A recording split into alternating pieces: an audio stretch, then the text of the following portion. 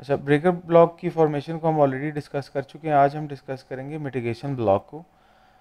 Mitigation block का concept क्या कहता है कि मार्केट हमारे पास सबसे पहले ट्रेंड कंटिन्यूएशन के लिए अपने प्रीवियस रेजिस्टेंस एरिया को जब सपोर्ट में कन्वर्ट कर लेती है तो इसको कहा जाता है इस बेसिकली फॉर्मेशन को ना कहा जाता है मिटिगेशन ब्लॉक फॉर्मेशन। अब आईसीटीज़ को कैसे एक्सप्लेन करता है? आईसीटीज़ को ऐसे एक्सप्लेन करता है कि जब भी मार्केट कोई करेक्टिव मूव हल्की सी भी लेने की कोशिश करती है तो लोग क्या एक्सपेक्ट करते हैं कि मार्केट जो है ना वो बेरिश हो गई है। मतलब जब भी मार्केट इस तरह से एक हाई बनाती है तो हमेशा ये नेचुरल है, हमारा दिमाग ऐसे ही ट्यून हुआ हुआ है कि जब भी हाई बनता है ना तो लोग कहते हैं कि यार बस किसी तरीके से ये हाई हमें मिल जाए और हो सकता है ये हाई जो है आइंदा कभी ब्रेक ना हो पाए और मैं यहाँ से शॉर्ट कर दूँ और बस माला माल हो जाऊँ। मतलब हमारा दिमाग बना ही ऐसे। तो लोग क्या करते हैं कि यहाँ से इस एरिया से वो शॉर्ट पोजीशन इनिशिएट करने की कोशिश करते हैं। जब वो यहाँ से शॉर्ट पोजीशन इनिशिएट करने की कोशिश करते हैं और मार्केट तो ऑलरेडी बुलिश है तो वो क्या करती है कि मार्केट जो ऑपोजिट डायरेक्शन में जाना शुरू हो जाती है और इनकी जो पोजीशन है वो ड्रॉडाउन में चली जाती है और फिर मार्केट से उन्होंने अपने लॉसेस को मिटिगेट करने के लिए अपनी पुरानी पोजीशन को क्लोज करने के बाद नई पोजीशंस ओपन करनी है तो उनके उसके लिए जो बेस्ट एरिया है मिटिगेशन का, उनके लॉसेस को मिटिगेट करने का, वो ये वाला एरिया है। मार्केट जब भी यहाँ पे वापस आए इस एरिया में तो वो अपने पुरानी पोजीशंस को क्लोज करने के बाद बुलिश पोजीशंस जो है वो लॉन्ग पोजीशन जो है वो इनिशिएट कर सकते हैं। इसलिए बेसिकली इस ब्लॉक का नाम रखा गया है मिटिगेशन ब्लॉक, जहाँ पे लोग अपने लॉसेस को मिटिगेट करने के बाद करेक्ट पोजीशन के अंदर अपनी पोजीशंस को दोबारा इनिशिएट कर लेते हैं और दोबारा लॉन्ग पोजीशन के अंदर इंगेज कर लेते हैं अपने आप को। ठीक है, अब वो अलग बात है कि हमारी तो जो पोजीशंस होती हैं वो इतनी बड़ी होती हैं कि वो इतनी इतनी बड़ी ये मूव को हैंडल ही नहीं कर पाती ना, हमारे तो अकाउंट ही उड़ जाते हैं। तो लेकिन जिस कॉन्सेप्ट की वजह से ये मिटिगेशन ब्लॉक बनाया गया था या जो कॉन्सेप्ट समझाया गया था वो मैंने आपको ये डेफिनेशन यहाँ पे बता दी है। अच्छा, अब जिस तरह ब्रेकर ब्लॉक में हमने समझा था कि ब्रेकर ब्लॉक सिर्फ दो हाइज के बीच में इंटरमीडिएट टर्म लो का नाम नहीं है, उसकी फॉर्मेशन प्रॉपर एक तरीक़ेकार है उसका, जो हमने अपने प्रीवियस डिस्कशंस में कवर कर लिया है। उसी तरह बेसिकली हम यहाँ पे मिटिगेशन ब्लॉक को भी ढूंढने की कोशिश करेंगे कि ये सिर्फ दो हाइज के बीच में एक रेजिस्टेंस कम सपोर्ट का नाम नहीं है, इसका एक प्रॉपर कोई तरीक़ेकार होना चाहिए। क्योंकि आपने कई जगहों पे देखा है कि मार्केट हाई बनाने के बाद हायर हाई बनाती है और फिर नया हायर हाई बना देती है, मार्केट तो ऐसे जाती रहती है, तो ये तो अपने मिटिगेशन एरिया पे आती ही नहीं है। तो इसका मतलब हरगिज़ ये नहीं है, कोई बंदा इसका ये मतलब ना समझे कि किसी भी हाई से अगर हम सेल कर लेंगे तो हमारी बचत हो जाएगी और हम यहाँ पे अपने मिटिगेटेड जो लॉसेज है वो मिटिगेट करके हम नई पोजीशंस ओपन कर लेंगे। मार्केट आपको ज़्यादातर इस तरह का मौका देता हुआ नज़र नहीं आती। तो इसका मतलब ये है कि हमारे पास मिटिगेशन ब्लॉक का फिर प्रॉपर कोई रूल होगा ना। इसका मतलब ये नहीं है कि मार्केट हमेशा हाई एंड हायर हाई के बीच में जो रेजिस्टेंस कम सपोर्ट एरिया जो पीक पे कोई बना हुआ है ख्याली किस्म का, उसके ऊपर लाजमी आती है। अब यहाँ पे आप देख लें कि मार्केट इस हाई के ऊपर, सॉरी इसको हम ड्रॉ कर लेते हैं, मार्केट ने यहाँ पर क्लोजिंग देने के बाद इसको एरिया को टैप कर लिया। अब क्या यहाँ पे कोई मिटिगेशन ब्लॉक था जिसको इसने टैप कर लिया और उसके बाद अगले इस पुल बैक पे तो इसको टैप ही नहीं किया ना, हमें नज़र आ रहा है यहाँ पे गैप है, तो यहाँ पे तो कोई मिटिगेशन नहीं हुई एज सच। और इसको हम मिटिगेशन कहेंगे नहीं कि ब्रेकआउट के बाद हल्का सा ये प्राइस ने जिसको टैप किया है, क्योंकि नॉर्मली हमने देखा है कि पर्जिंग ऑफ लिक्विडिटी भी ऐसे ही होती है कि मार्केट किसी भी हाई की लिक्विडिटी पर्ज करती है और उसके बाद रिवर्स ले लेती है। तो इसको मिटिगेशन नहीं कहा जा सकता, बल यहाँ पे ये जो पुल बैक था, अगर ये किसी ऑर्डर ब्लॉक में आ जाता तो हम कह देते कि हाँ जी ये कोई ऑर्डर ब्लॉक था यहाँ पे जो मिटिगेशन का काम कर रहा था। अच्छा, उसके बाद आप यहाँ पे देख लें, ये भी हाई बना था, मार्केट यहाँ पे भी वापस नहीं आई। ठीक है, उसके बाद ये हाई बना हुआ है, यहाँ पे मार्केट जो है वो हमें नज़र आ रहा है कि टैप कर गई हुई है। ठीक है, इस हाई के ऊपर। तो अब इसमें कौन सा ऑर्डर ब्लॉक मिटिगेशन ब्लॉक है, कौन सा वाला ऑर्डर ब्लॉक मिटिगेशन ब्लॉक नहीं है। ठीक है, ये बेसिकली हमारा आज का क्वेश्चन है। अब क्या मार्केट ने ये हाई के बाद ये नेक्स्ट हाई बनाया था और उसके बाद मार्केट वापस आ गई थी, तो क्या ये मिटिगेशन ब्लॉक में आई है? ये चीज़ें सोचने वाली है ना, ये चीज़ें पूछने वाली हैं कि जब हमें ये पता चल गया कि भाई मिटिगेशन ब्लॉक तो इस तरीके से होता है, तो फिर कोई मिटिगेशन ब्लॉक की कोई निशानी भी होगी ना, सिर्फ पैटर्न तो नाम नहीं है ट्रेडिंग का। ठीक है, और उसी तरीके से अगर आप देखें यहाँ पर ये जो हाई बना था ये वाला, तो इसको तो मार्केट ने यहाँ पे कोई लिफ्ट भी नहीं कराई, मार्केट सीधा नीचे आ गई है, तो यहाँ पे क्या करने आई है। ठीक है, तो ये वाले क्वेश्चन है। अब अगर कोई बंदा ये कहे जी कि ये हाई पे मैं हमेशा सेल कर देता हूँ, क्योंकि हमने मिटिगेशन ब्लॉक की डेफिनेशन जो पढ़ ली आईसीटी की, वो ये है कि जब भी मार्केट एक हाई क्रिएट करे तो लोग यहाँ से सेल करने की कोशिश करते हैं हाई से, और फिर मार्केट उनको मिटिगेशन का चांस देती है और फिर वो अपनी पोजीशंस जो है वो नहीं इंगेज कर लेते हैं। ठीक है, अब कोई बंदा अगर इससे ये ऐसा सीखने की कोशिश करे कि जब भी हाई बनेगा तो हम यहाँ से सेल करेंगे तो हमेशा हमारी बचत हो जाएगी, तो हमेशा आपकी बचत नहीं होने वाली। ये मैंने आपको यहाँ पे दिखा भी दिया है। आप यहाँ पे देखिए कि यहाँ पे फॉर एग्जांपल अगर आप यहाँ से सेल कर रहे होते, यहाँ से इस एरिया से, तो मार्केट ऊपर ही जाती रही है। अब सबसे पहली चीज़ तो ये है कि क्या आपने जितनी भी लॉट साइज़ ओपन किया हुआ था, क्या आपके पास इतना बैलेंस है कि ये पूरी इम्पल्स को आप एब्जॉर्ब कर सकें।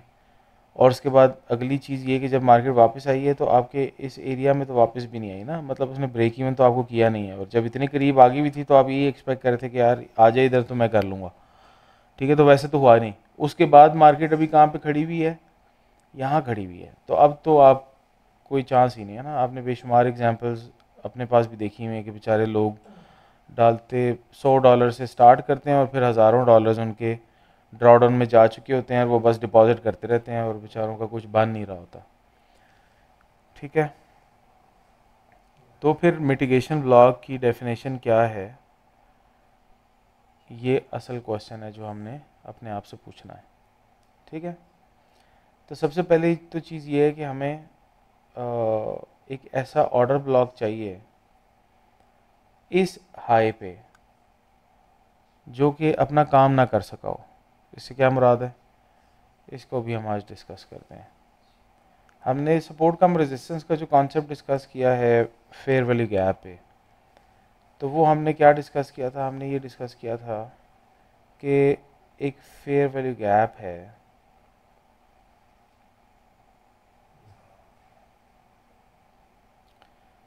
ये फेयर वैल्यू गैप अगर हमारे पास सपोर्ट का काम कर रहा हो और मार्केट इसको ब्रेक करने के बाद रेजिस्टेंस ना बना पाए। अब रेजिस्टेंस ना बना पाए से क्या मुराद है कि मार्केट इससे बिल्कुल भी रिजेक्शन ना ले। अगर रिजेक्शन ले तो प्रीवियस लो से नीचे इसको ट्रेड ना करवा पाए, अगर ट्रेड करवा पाए तो क्लोजिंग ना दिला पाए। ठीक है, तो इसका मतलब होता है कि एक फेयर वैल्यू गैप सपोर्ट जो था वो रेजिस्टेंस नहीं बन पाया। तो ऐसे फेयर वैल्यू गैप से हम एक्सपेक्टेशन ये लगाते हैं कि मार्केट अब इस फेयर वैल्यू गैप को एज अ रिक्लेम्ड सपोर्ट के तौर पे इस एरिया को ट्रीट करेगी। ठीक है, तो ये तो हो गया रिक्लेम्ड सपोर्ट। और इसी के अंदर जो कॉन्सेप्ट है हमारा, अगर एक फेयर वैल्यू गैप सपोर्ट के तौर पे काम कर रहा था, मार्केट अगर इस एरिया को ब्रेक करेगी तो हम इसे एक्सपेक्ट करेंगे कि अब ये एरिया रेजिस्टेंस के तौर पे काम करेगा। तो ये क्या है, सपोर्ट कम रेजिस्टेंस। और जो पहले आपको कॉन्सेप्ट बताया था कि वो रेजिस्टेंस नहीं बन पाया, तो मार्केट वापस जाने के बाद इसको रिक्लेम्ड सपोर्ट के तौर पे यूज़ कर लेगी। ठीक है,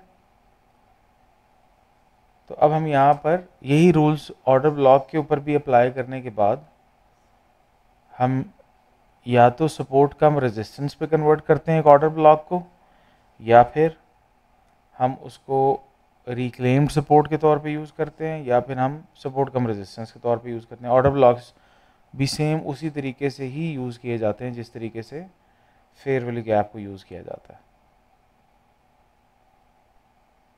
ठीक है,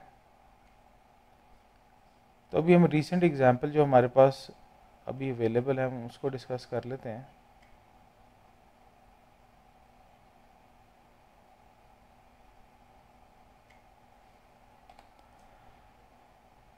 रीसेंट एग्जांपल हमारे पास यहाँ पर ये एक ऑर्डर ब्लॉक की थी, ये वाला ऑर्डर ब्लॉक। ये ऑर्डर ब्लॉक क्या है हमारे पास, ये ऑर्डर ब्लॉक हमारे पास change in state of delivery ICT की डेफिनेशन के मुताबिक ये ऑर्डर ब्लॉक है। कैसे, उसकी वजह यह है कि हमारे पास ये ऑल टाइम हाईज की पोजीशन पे खड़ा हुआ है, ये सारी लिक्विडिटी पर्ज हो चुकी है। इसके अंदर अगर आप यहाँ पे इवेलुएट करेंगे तो आपको यहाँ पे लंदन सेशन की लिक्विडिटी पर्ज होती हुई भी नज़र आएगी।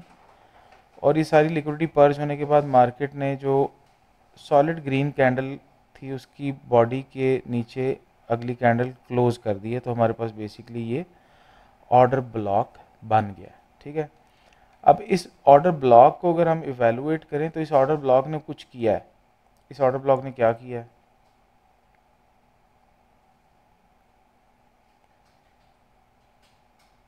ऑर्डर ब्लॉक आप अपने पास बॉडी टू बॉडी मार्क कर लें और आप देखेंगे मार्केट ने ये ऑर्डर ब्लॉक क्रिएट करने के बाद इसको टैप किया है। और टैप करने के बाद अब हम एक्सपेक्ट करेंगे ना कि इसको स्ट्रक्चर ब्रेक करना चाहिए। तो अब इसका स्ट्रक्चर ब्रेक लेवल किधर है, ये वाला लेवल है और ये वाला लेवल है, ये इसके स्ट्रक्चर लेवल्स हैं। ठीक है, स्ट्रक्चर लेवल से क्या मुराद है कि ये हमारे पास प्रीवियस लोज हैं जो पड़े हुए हैं। अब प्रीवियस लोज पे आप देखें तो रेड कैंडल के बाद मार्केट ने अगली कैंडल यहाँ पे क्रिएट की और यहाँ पे विक्स आ गई हैं। तो अब हमें तो इन एरियाज़ के नीचे क्लोजिंग चाहिए, तो यहाँ पे ये विक आ गई। तो अब इसका मतलब क्या है कि अब हमें यहाँ पर क्लोजिंग चाहिए इस विक के नीचे। तो क्या विक के नीचे क्लोजिंग मिल गई है? जी बिल्कुल मिल गई है। और ये विक पे क्लोजिंग कब मिली हमें? जब मार्केट ने इस ऑर्डर ब्लॉक को टैप करने के बाद प्राइस पुश की गई थी तब क्लोजिंग मिली। तो इसका क्या मतलब हुआ? इसका मतलब ये हुआ कि इस स्ट्रक्चर ब्रेक की जो वजह है वही ऑर्डर ब्लॉक है, हम ऐसा कह सकते हैं, कह सकते हैं। ठीक है, तो ये ऑर्डर ब्लॉक हमारे पास इस स्ट्रक्चर ब्रेक की वजह है। तो ये स्ट्रक्चर ब्रेक की अगर ये वजह है तो ये हमारे पास ये ऑर्डर ब्लॉक क्या है, सपोर्ट है या रेजिस्टेंस है? रेजिस्टेंस है।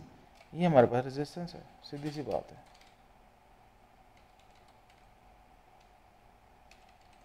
अब जब ये रेजिस्टेंस है, हमने देख लिया इस ऑर्डर ब्लॉक का बिहेवियर कि भाई यहाँ से रेजिस्टेंस है, हमने यहाँ पे प्राइस आई सेल किया, यहाँ पे आई फिर सेल किया, हो सकता है कुछ लोगों ने यहाँ से भी सेल कर दिया हो यहाँ से। ठीक है, अब जब कुछ लोगों ने यहाँ से सेल कर दिया है और ये वाला ऑर्डर ब्लॉक रेजिस्टेंस के तौर पे साबित हुआ है हमारे पास, तो अब ये रेजिस्टेंस एरिया अगर मार्केट ने ब्रेक कर दिया है तो क्या हम इसको एक्सपेक्ट कर सकते हैं कि ये सपोर्ट के तौर पे ट्रीट होगा? जी बिल्कुल कर सकते हैं ना। क्यों कर सकते हैं, क्या वजह है इसकी? क्योंकि हमारे पास जेन्युइन रेजिस्टेंस थी, मतलब ये रियल रेजिस्टेंस थी हमारे पास। हमारे रूल्स के मुताबिक इसने स्विंग के नीचे ट्रेड करवाया था, जैसे एक फेयर वैल्यू गैप हमें स्विंग के नीचे ट्रेड करवाता है, इसने एग्जैक्टली वही काम किया हुआ है।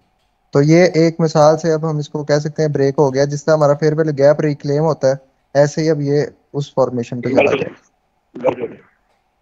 तो इसको हम कह सकते हैं कि अब हमारे पास ये वाला एरिया, क्योंकि रेजिस्टेंस था, तो अब रेजिस्टेंस कम सपोर्ट के रूल के अकॉर्डिंगली ये सपोर्ट बन जाएगा। रेजिस्टेंस कम सपोर्ट के रूल्स के अकॉर्डिंगली ये वाला एरिया रेजिस्टेंस से सपोर्ट बन जाएगा, ये हम कह सकते हैं ना। ठीक है, तो अब आप ये देखिए कि अब हमारे पास ये फॉर्मेशन क्या बन रही है।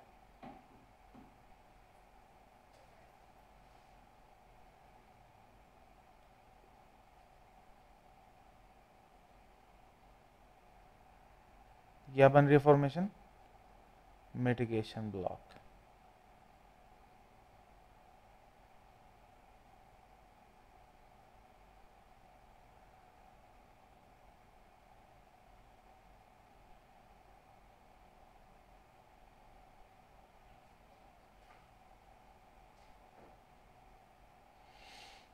ठीक है,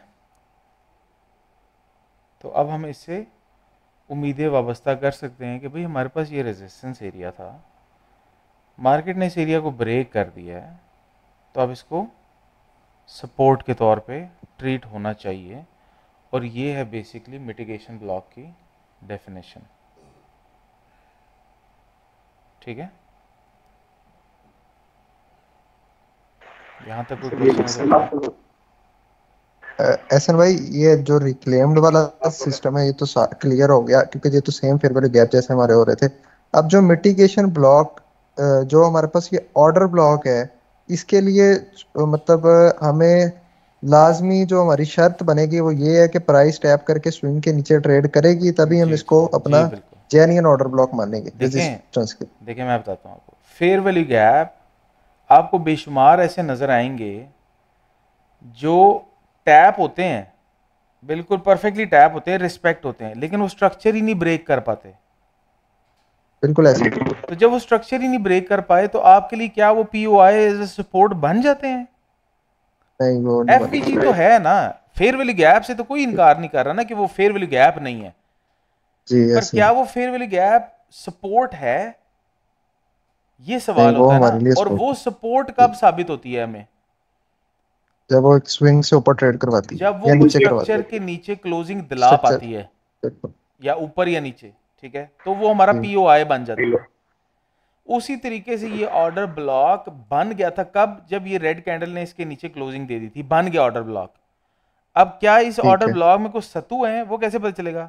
जब मार्केट इसको टैप करने के बाद किसी स्ट्रक्चर लेवल से नीचे क्लोजिंग दे देगी। क्लोजिंग। जब स्ट्रक्चर लेवल से नीचे क्लोजिंग इसने दे दी, तो अब हमें पता चल गया भाई अब हमारा पीओआई बन गया है।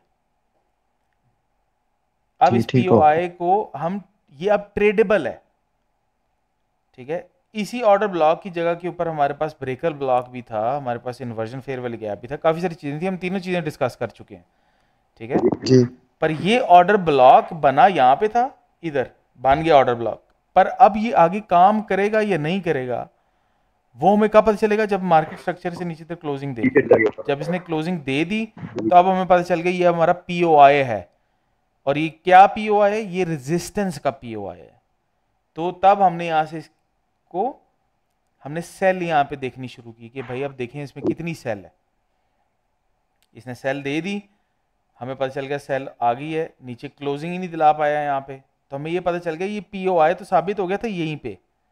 अब ये फर्दर न्यू लोज जो है हमारे लिए क्लोजिंग नहीं दिला पाया, तो हमने फिर वेट किया कि अब हमें बुलिश ऑर्डर ब्लॉक मिले। मार्केट ने बुलिश ऑर्डर ब्लॉक बनाया, उसमें टैप किया और चलेगी। अब ये वाली डिस्कशन लेता है कि यहाँ पे कौन सा ऑर्डर ब्लॉक बना था, वो मेरे ख्याल से आप लोगों ने ऑलरेडी डिस्कस कर लिया होगा आपस में।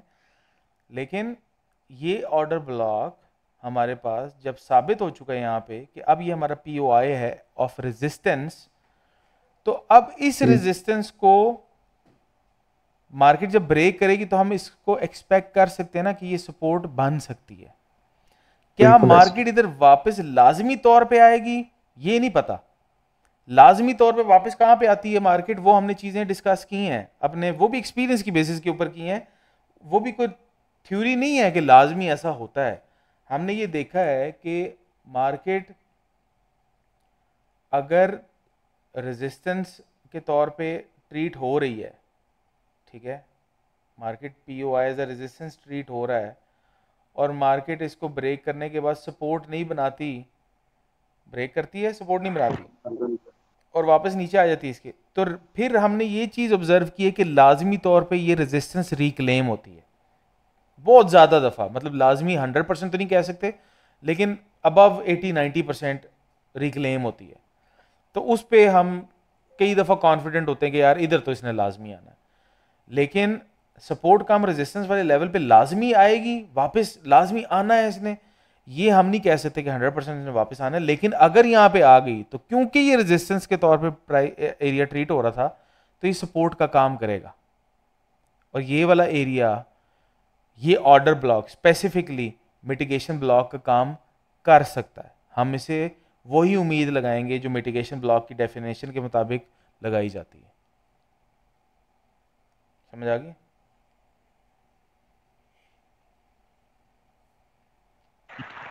जी हसन भाई क्लियर हो गया। कोई क्वेश्चन है तो पूछ लें।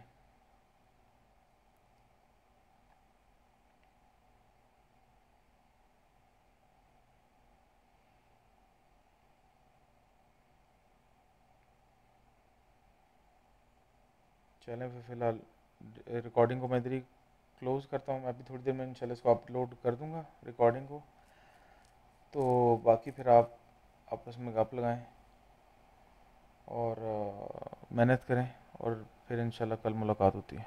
अस्सलाम वालेकुम। वालेकुम सलाम।